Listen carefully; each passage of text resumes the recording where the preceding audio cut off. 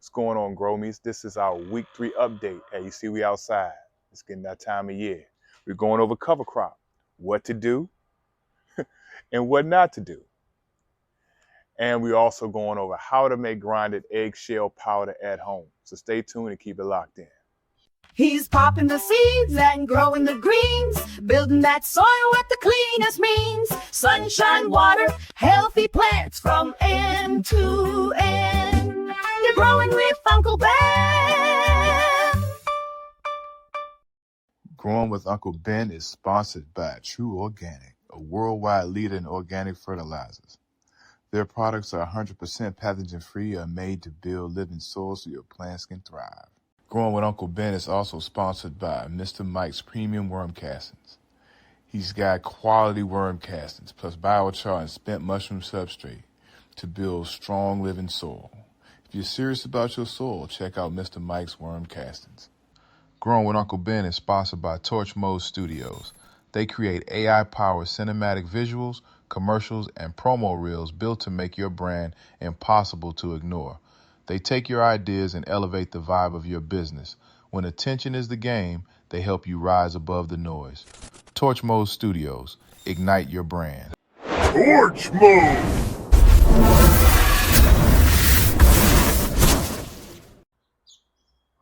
Hey, Gromies, what's going on? So now we're about to do our cover crop. So the importance of cover crop is to really make sure your soil stays active during your dormant and off growing season. So during the winter, you have something growing in your pots that's keeping the microbes active and busy doing something. You got your roots in there that's keeping your soil aerated. And also after you cut down your cover crop like we're going to do today, the roots break down into the soil that'll really have a good feed for your soil. So we're going to break that down. So what we're going to do is a two-part process. We're going to cut this down. I like to cut it down in increments of roughly about 1 inch. It doesn't have to be exact, but the reason why I like to cut it like in inch sections, and I'm going to demonstrate what I mean by this, is so the microbiology that's going to break down this cover crop over the month that it's going to sit out here, because we're getting our pots ready to grow for the season. It makes it easier for the microbiology to break down your cover crop that you're dropping down in your pot if it's in smaller sections. So always remember, especially with microbiology, smaller is better, whether it's fertilizer, grain, whether it's any sort of feed that you want to give your soil. Make sure the smaller it is, the easier for the microbes to break it down and make it available for your plant.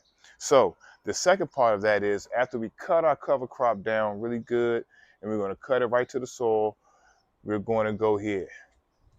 Two of my good homies right here, fish and seaweed fertilizer and liquid humate 12. So this is a 1-2 punch.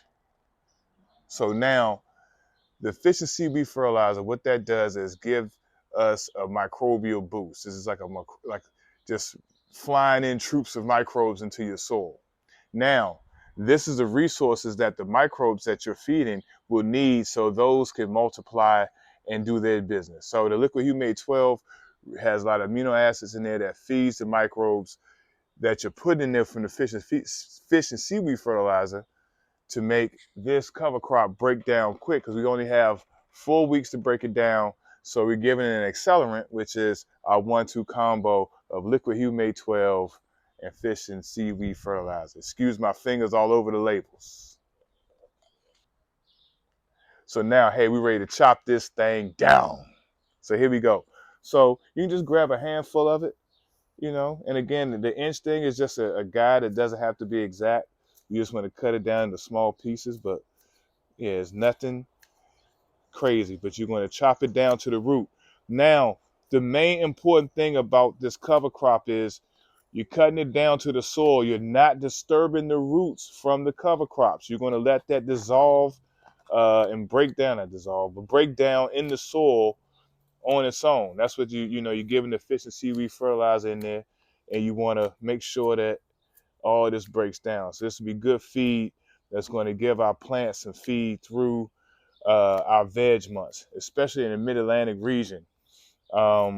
the months of June, July, and August, your plants will stretch almost a foot a month if you have, a foot a week if you're doing this process right. So look, it's not really a big deal. We just chopping it down. Again, there's no perfect science. You're just cutting it up. So after you cut this down to the soil, see, again, I'm not going to disturb this in the soil. I'm going to let this break down in the soil. So you're not going to pull the cover crop up. Again, you're just going to cut it down.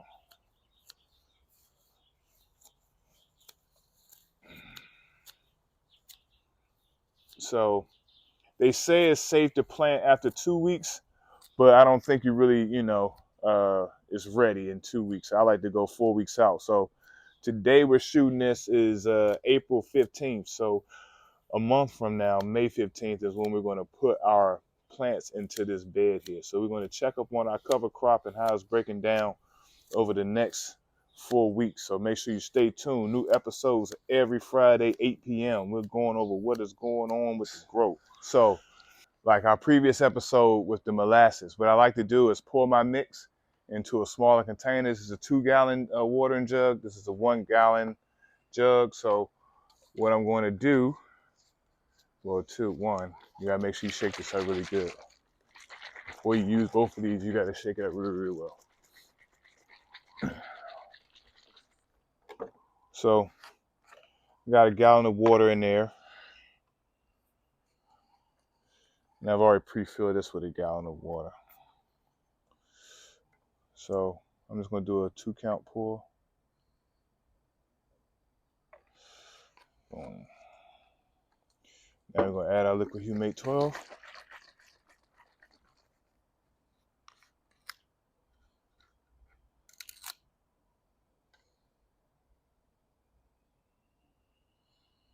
Boom. So now we got our mix in here. We're gonna shake it up. Because it's very hard to mix in like these pouring watering cans. So it's good to have in a smaller container. It mixes up in the water really, really well.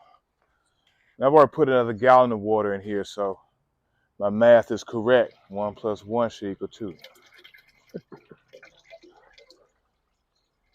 See how it's coming out real dark, like oil.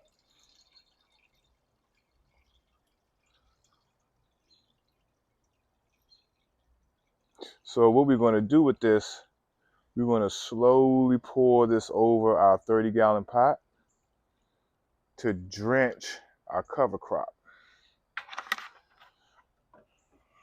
So here we go. So again, here we go. We chopped it all down to, roughly inch chops. Some of them longer, some of them shorter. That's all good. So now we're going to slowly pour this over this.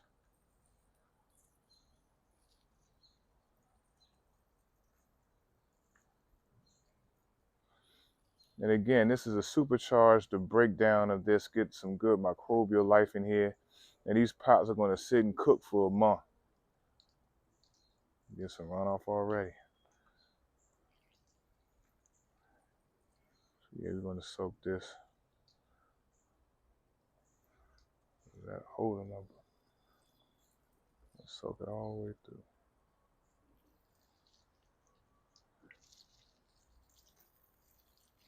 So remember, these are 30-gallon pots, so you gotta do everything a little bit big.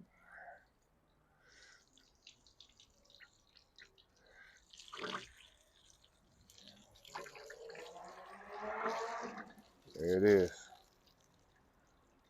So now that's completely drenched all the way through. Microbial life is all the way through our soil, and now we're ready to rock. All right, Gromies, now it's time to go over what not to do with your cover crop. So last season, at the end of it, this pot, I had my Erdpert, which was an Afghan sativa mixed with a Swiss indica. So it was genetically engineered to flower before the 3rd week of September. It's crazy. This plant flowered like around September 9th well, was ready for harvest around September 9th. So shout out to Ace Seeds who breeds this. It's called Erdpurt, Erdpurt. Well, what was in the pot before this, which created this mess. So what happened, that we cut that harvest around September 9th when all other plants are still flowering. So they finished around the first week of November. So this pot had some time to have some weeds overtake it.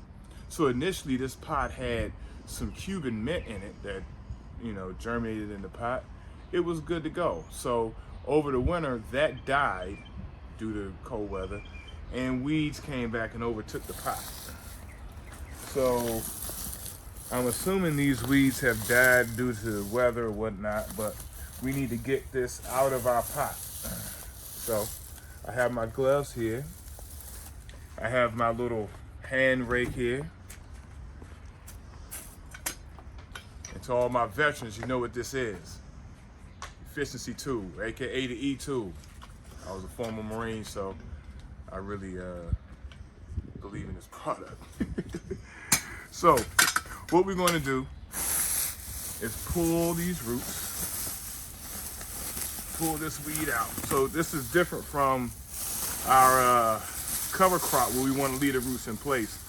Weeds don't really give you the nutrient value that actual cover crop would, so you can't really use it the same way you would cover crop. So what I'm going to do here, and you see how these weeds have really just gotten to the soil. So after I pull this out,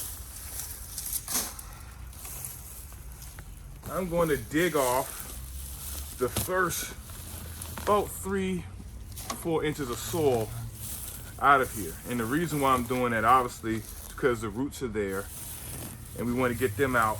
And also too, sometimes weeds, they drop seeds that germinate again. So we want to get that out of there. Got a little root zone, something going on. Hey Gromies, we're having some technical difficulties with the heat outside is making the phone go crazy. So basically what I did was, there was a pot full of weeds here. You can't use that as cover crop. I removed all the weeds off. I dug off the first about 2 to 4 inches of soil off the top of it, just in case some weed seeds from the weeds that was in the pot dropped in there. I broke up the soil, mixed it around. Next thing I'm doing, I have my fish and seaweed fertilizer here. I'm activating my soil. And because we are a month out, what I'm going to do at least once or twice a week is I'm going to lightly water this pot to make sure my microbes stay alive. Now I'm not soaking, I won't be super soaking the pot. Now this is going to be a soil drench here with the fish and seaweed fertilizer and the liquid humate 12. But generally, so if you see runoff on this is okay. But when you're typically feeding or watering, you want to stop when you get a little bit of drip at the bottom of the pot. So these are 30 gallons. That took the whole thing. So we're going to let that soak, and we'll come out here and water this, like I said, a couple times a week. So there you have it. We got cover crop. We chopped our crop down here. So we've put our fish and seaweed fertilizer on this, give it a microbial boost to help break this stuff down faster. We got about a month until we plant these in the soil out here. I am this week, however, going to bring the plants outside as the weather's nice. So now we're heading over to show some Grow Me appreciation pictures from Discord. First up, we have my Grow Me Astro Bishop. You know, he donated our seeds for the channel. This is his lemon cherry cookies and gelato auto flower cross.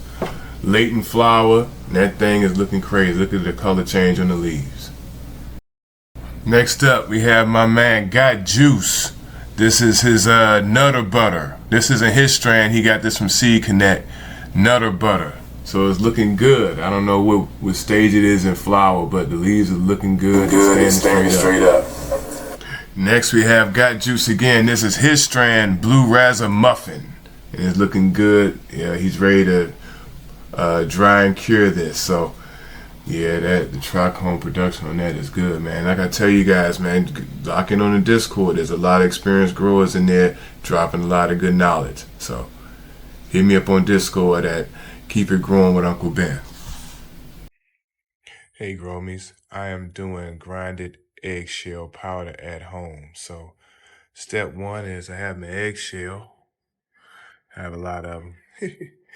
I have my pot here. So first thing is we're going to boil these. So what I want to do is kind of grind these up so I can get a little bit more in the pot, so I can get a little bit more done. And also makes it easier to boil off the egg membrane that's on the shell that's there. So let's get to it. All right, Gromies. Now, as we boil our eggshells, I have two pots here working. What you want to do is just skim the eggshell membrane. So this is the stuff that you don't really want in your eggshell at all.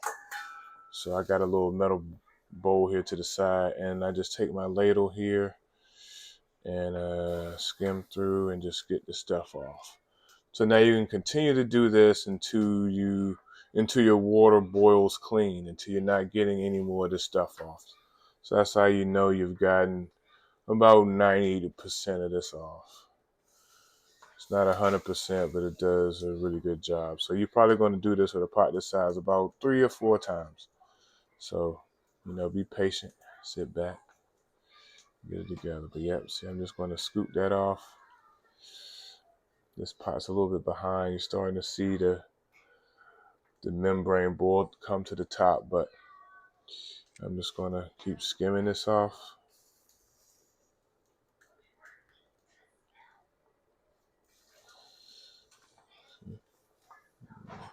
Just going to skim that off. I'm trying to do this and hold the camera too, but you guys get the pictures. Just you're going to keep doing this. You're going to see a little bit more and more come out of the eggshell as you boil it. And then you get to the point where there's none left, and then your waters and your eggshells are pretty much done. Usually for a pot this size, I'm going to boil the water for about 30 to 45 minutes. This process. So again, it's kind of a process, but your plants will thank you for doing it. Yep, I'm just going to keep skimming this off.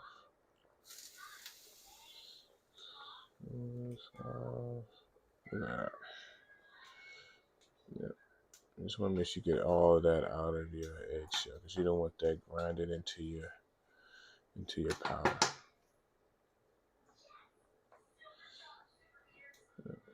So, yeah, we're gonna let that boil for a little bit, and then we go to the next step. Hey, Gromies, now we're ready to get our eggshells into our pan to get in the oven. So I'll preheat the oven to 250, and I have my ladle here, has some holes in the bottom to allow the water to drain off. Because, obviously you don't want to take any excess water over to the pan.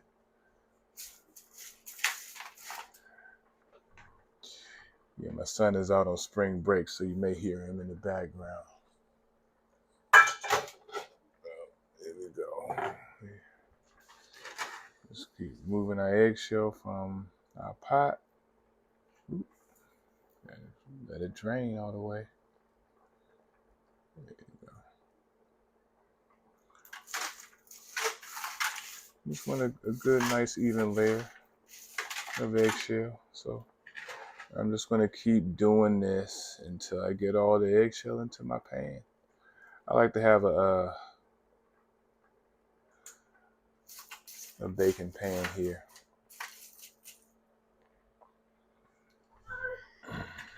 So I'm going to keep putting this into my pan until I'm full. All right, Gromies. So now I'm ready to get my eggshells into the oven. So remember, preheated to 250. Now I have my eggshell. I'm just going to put this one in there. So now I'm going to leave it in there for a couple of hours. And then after I bake them and let the water, dry off of them, I like to set them outside to let them cool. Because when you go to grind the eggshell, if the eggshell is kind of moist or kind of hot, or it creates more of a paste when you grind it. So you just want to make sure they're cool. They'll grind a lot easier. All right, Gromies. So now we've had our eggshell. We've boiled all the egg membrane off the eggshell, scooped it off the top. We've dried this in the oven at about 200 or between 200 and 250 degrees for about a couple hours. It was a lot of eggshells. So usually an hour, depending on how many eggshells, if you're doing like a dozen or so, it should take you about an hour. But obviously, the more eggshell you have, the longer the drying. So this dried for about 3 hours, and then I set it outside to cool. I do not recommend grinding these right after you take them out of the oven, because what I've noticed, with these eggshells is that they get hot and they start to create a paste because it's real steamy and hot. So I let them cool down, so when I grind them in the grinder here, I get a real nice powder that looks like this. See? So here we go. I have my Chef Series Dash blender here. So I set it to flour mode. So I usually just do one scoop at a time to make sure I grind this up really, really fine. I'm pretty sure I can probably handle more, but I like to do it like that.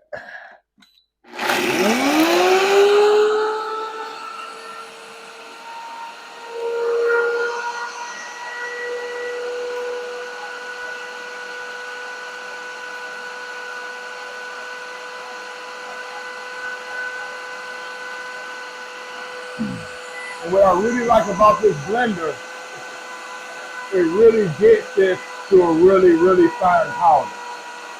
Relatively quick, 55 seconds.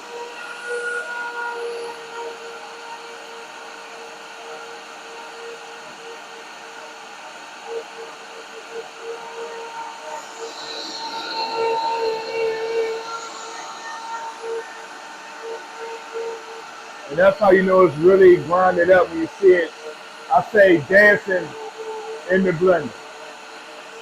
That's how you know it's A1 and good. There you go. Just want to let it settle. It's going to, give off a little dust. That's how you know you're really doing the job right. And I just dump it in here with the rest of it. And there's your potted eggshell. Look at that. So there you have it, Gromies. We went over cover crop, what to do, what not to do. We also went over how to make grinded eggshell at home, so you can get organic cow milk right here out your refrigerator. It is Uncle Ben. Make sure you check me out on Discord. Keep it growing with Uncle Ben. The link is in the description. All of the products here that you like and love, the links are in the description as well. So, hey, make sure you like, subscribe, and keep it growing. He's popping the seeds and growing the greens, building that soil with the cleanest means. Sunshine, water, healthy plants from end to end. You're growing with Uncle Ben.